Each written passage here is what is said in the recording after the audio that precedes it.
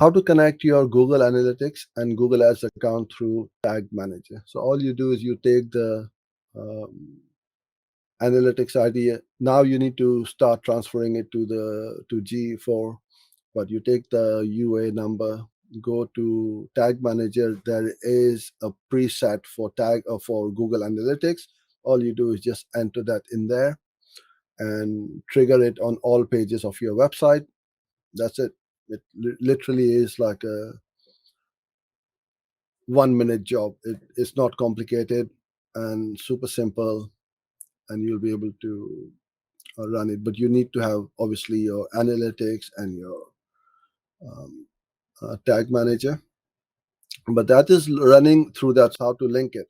So in Google Analytics, you have under the when you go to settings and in the middle column, which is the properties one, it's called ads linking or ads link. You click on it, put in the 10-digit ID of your Google Ads account, and that will link. You don't need Tag Manager to link analytics or Google Ads account. It just links directly between the two, and analytics is going to then talk to Google Ads.